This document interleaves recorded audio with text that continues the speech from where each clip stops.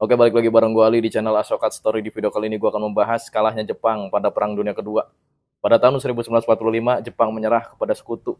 Diumumkan melalui radio Jepang pada tanggal 14 Agustus tahun 1945. Sebelum gue bahas lebih jauh gimana sih Jepang itu menyerah, terus kekalahannya itu bagaimana, gue flashback sebentar.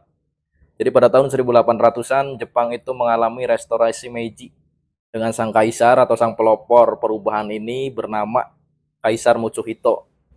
Dia adalah kakek dari Kaisar Hirohito, yaitu sang kaisar pemimpin Perang Dunia Kedua di Asia. Dia melakukan perombakan besar-besaran dari segi militer dan segi ekonomi di Jepang. Jadi pokoknya yang saat itu masih pakai pedang, terus masih pakai tombak, masih pakai bambu runcing di Jepang gitu kan, dirubah, dirombak total tuh. Mulai diproduksi pistol gitu kan, mulai mempelajari, mulai diutus tuh orang-orang Jepang ke Jerman, ada yang ke Inggris juga sama tuh. Terus juga mulai menjalin kerjasama tuh sama negara-negara Eropa. Menurut gue ini suatu blunder juga sih. Karena kenapa? Karena negara Eropa pada saat itu ingin atau menginginkan Jepang terbuka gitu kan. Yang tadinya itu tertutup. Jadi Jepang tuh nggak mau keluar dan nggak mau dimasuki negara lain, intinya seperti itulah. Dan pada saat restorasi Meiji, intinya Jepang itu udah merompak besar-besaran lah. Dan sebelum restorasi Meiji berlangsung, Jepang itu sudah ditekan gitu kan oleh negara-negara barat. Ya diantaranya mereka tuh ada yang nawarin pistol. Ya sebenarnya itu tuh taktik mereka aja sih. Mereka juga ingin menjajah intinya. Ada yang nawarin pistol, ada yang nawarin pembuatan tank baja, ada yang nawarin pembuatan kapal gitu kan. Cuman Jepang masih menolaknya.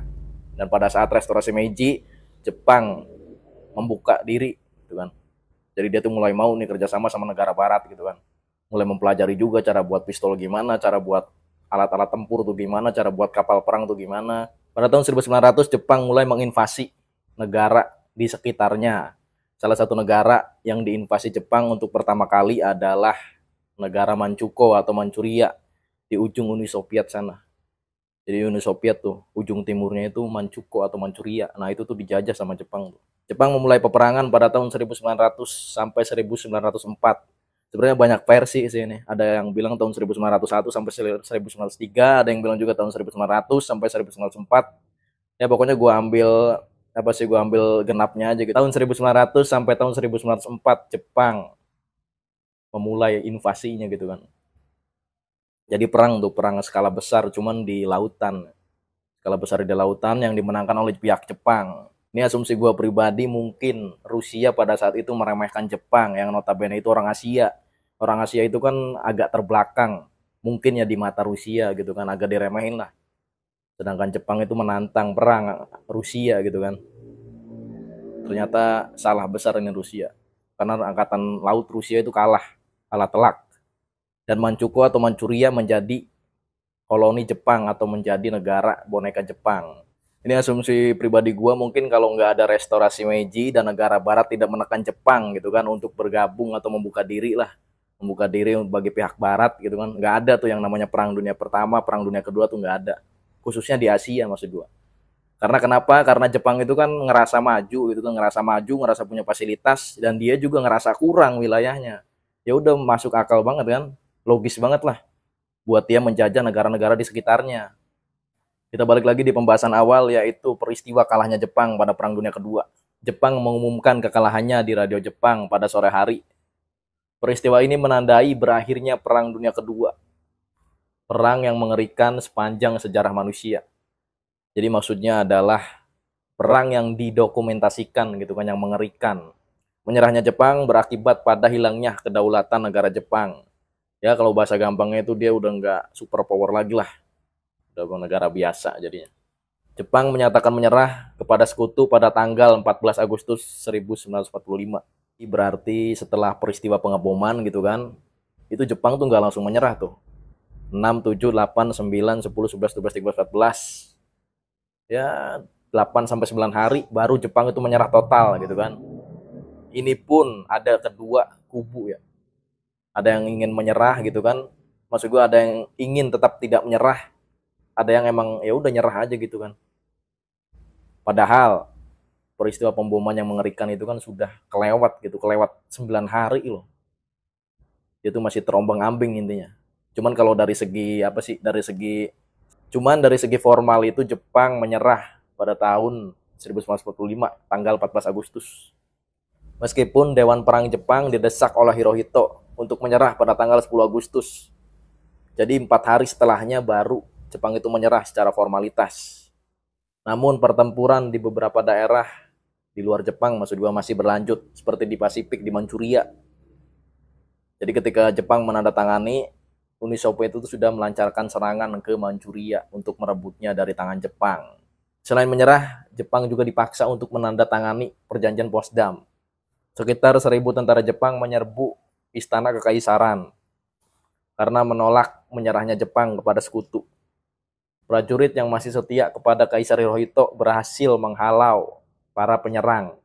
Jadi mereka yang gak mau nyerah nih, ngepung istana Hirohito nih. Terus dihalau sama orang-orang yang pro banget kepada Kaisar Hirohito. Jenderal Anami selaku orang yang paling tidak setuju terhadap menyerahnya Jepang kepada pihak sekutu melakukan bunuh diri dengan alasan menebus kekalahan tentara Jepang. Jadi ini suatu hal yang biasa lah kalau di Jepang itu kan. Kalau ada sesuatu gagal gitu, kegagalan, pasti yang melakukannya itu bunuh diri. Itu disebut dengan tradisi seppuku atau bushido. Jadi ini udah hal yang lumrah lah di Jepang.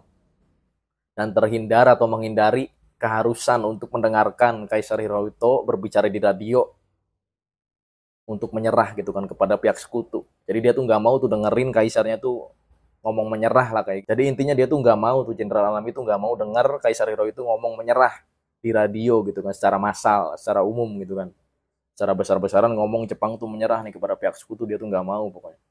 Itu alasan kedua dia bunuh diri.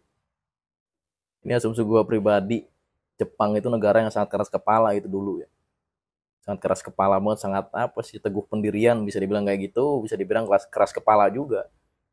Ya lu bayangin aja udah dibom nih, negaranya udah dibom gitu kan, kota di negaranya maksudnya, kota di negaranya ada yang dibom nih, 2 kota gitu kan, ratusan ribu orang meninggal, masih aja ada sebagian orang yang nggak mau menyerah gitu kan.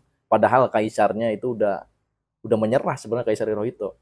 Dan Kaisar Hirohito pun bukan memikirkan dirinya gitu kan, maksudnya bukan keinginan pribadi dia nyerah tuh, bukan, karena dia melihat rakyatnya tuh yang banyak menderita gitu kan dibanding tentara dan dia sendiri.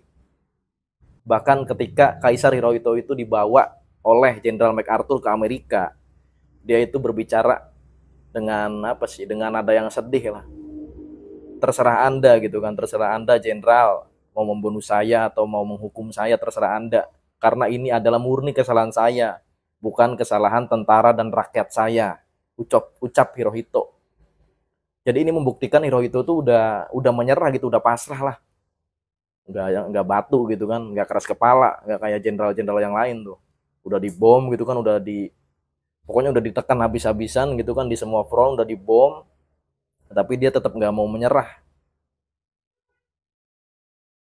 Oke, terima kasih buat kalian yang sudah menyaksikan dari menit pertama sampai akhir. Buat lu yang suka dengan sejarah, pasti udah klik tombol subscribe dan logo bel yang ada di sampingnya. Gue Ali, kita ketemu di video berikutnya. Terima kasih.